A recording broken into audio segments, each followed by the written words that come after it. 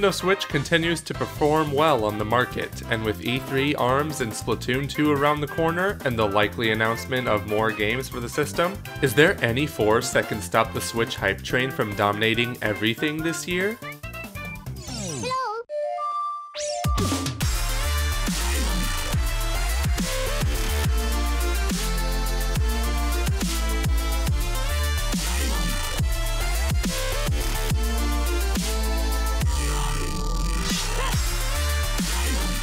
Hello everyone, and welcome to another episode of Nintendo Switch News here at the Commonwealth Realm.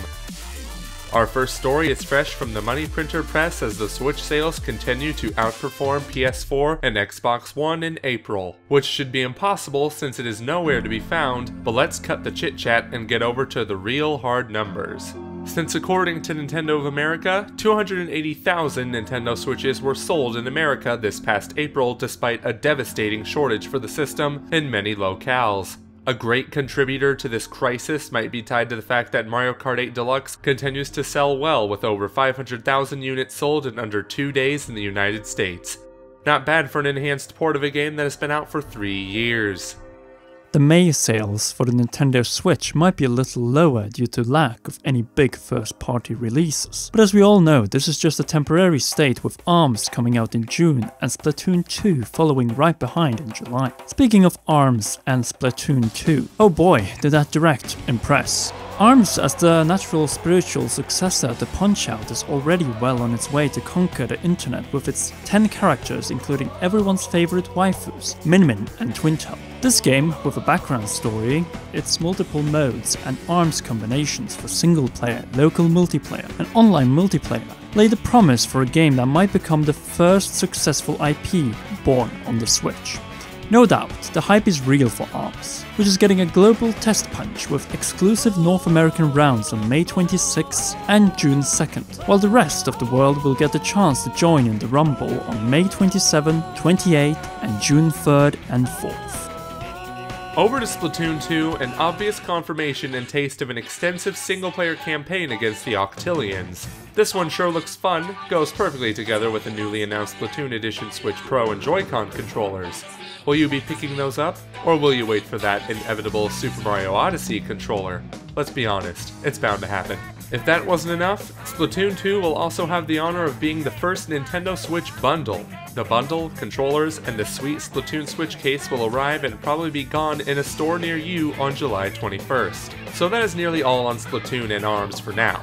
But if you are in Los Angeles during E3, you should definitely drop by to watch the Splatoon 2 Invitational Tournament on June 13th and the ARMS Invitational on June 14th. Conrad and I will be there to cover it all, and will be one of the 2 places where you can meet us during this E3. More details to come at the end of this video.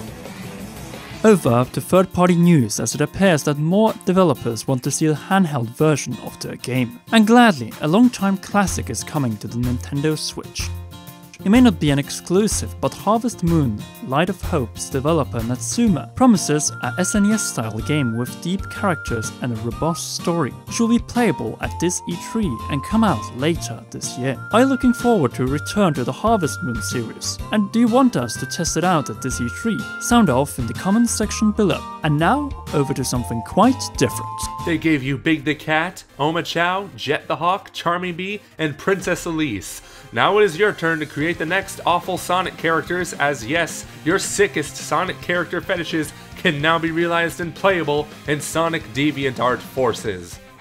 Well, it appears that Sega has finally given up on adding zillions of new Sonic characters and rather leaves this potentially lethal task to the only people who should not design a Sonic character, namely the internet. DeviantArt Unite, since here is your fully canon salvation. Now the only thing left is a fanfiction creator, and this game will be the ultimate.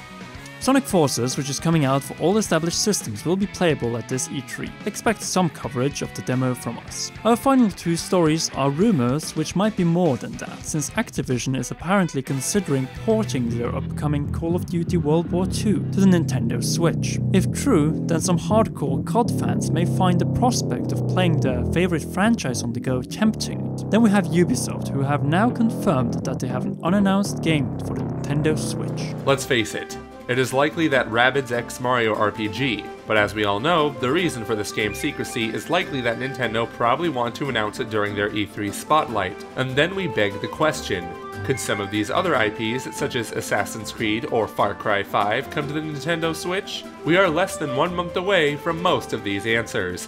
So be sure to smash that like button and subscribe to not miss any of the following Nintendo Switch content. In addition, we also want to thank our Patreons, since thanks to them, we will be soon fully remaking 2 of our most popular Zelda theories, the Zora timeline and the Sheikah timeline. And for anyone still on the fence thinking about supporting us on Patreon, we can now announce that our official Patreon podcast is up and running for all our Patreons, beginning from $1 and up. So guys and girls, until the next video, we hope to see as many of you as possible at Retro Spilmacen this Saturday and Sunday.